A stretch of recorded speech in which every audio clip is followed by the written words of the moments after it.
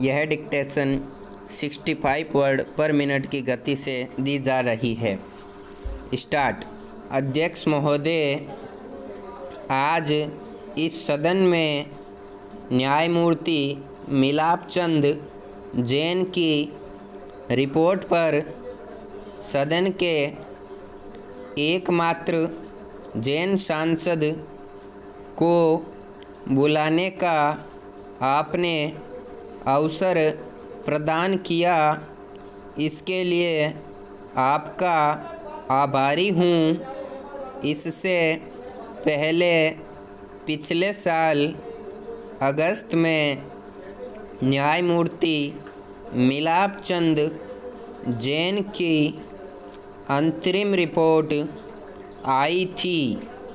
वह रिपोर्ट आने के बाद जब हिंदुस्तान की एक सरकार गिर गई थी, मुझे याद है कि हम लोगों ने इस सदन के अंदर मांग की थी कि इस रिपोर्ट पर चर्चा होनी चाहिए, लेकिन हम लोगों द्वारा बार बार मांग करने के बावजूद उस समय की सरकार और उस समय का समर्थन करने वाली कांग्रेस पार्टी इस रिपोर्ट पर चर्चा करने के लिए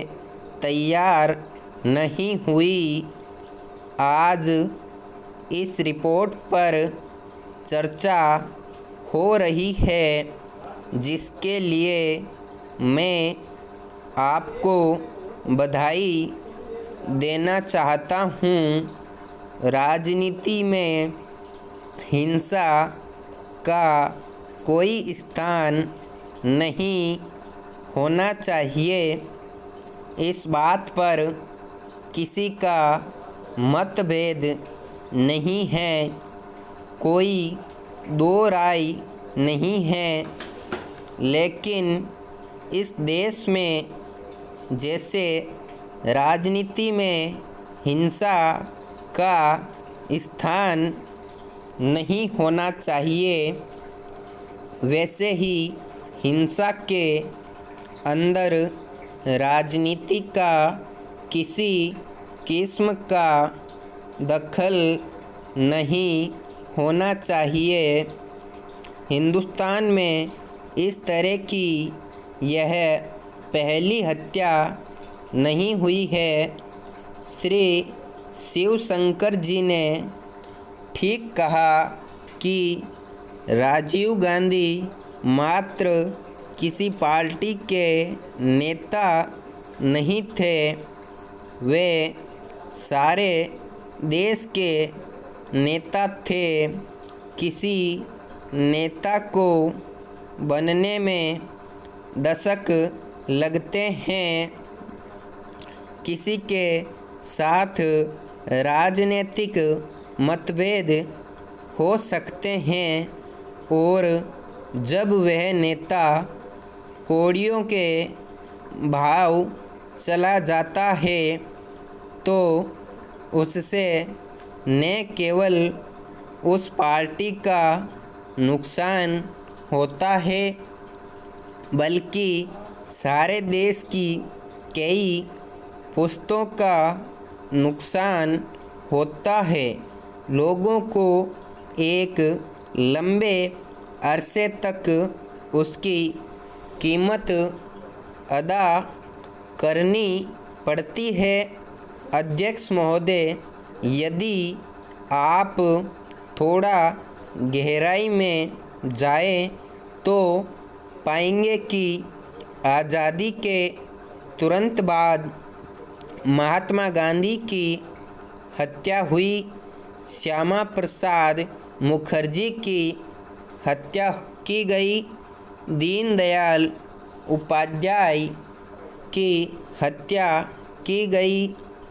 उसके बाद इंदिरा गांधी की हत्या की गई। इतना ही नहीं, इस दौर में ऐसे सैकड़ों हजारों नेताओं कार्यकर्ताओं की जो उच्च पदों पर नहीं थे, उनकी राजनीतिक कारणों से पंजाब एवं जम्मू कश्मीर में हत्या कर दी गई। हत्या के अपराध में दो तरह की बातें होती है। पहले वे लोग होते हैं जो वास्तव में हत्या करते हैं, वे गोली चलाते हैं और अपने हाथ से हत्या करते हैं। दूसरे वे लोग होते हैं जो पीछे बैठे होते हैं, हत्या की पूरा योजना बनाते हैं, उसका षड्यंत्र करते हैं। स्टॉप।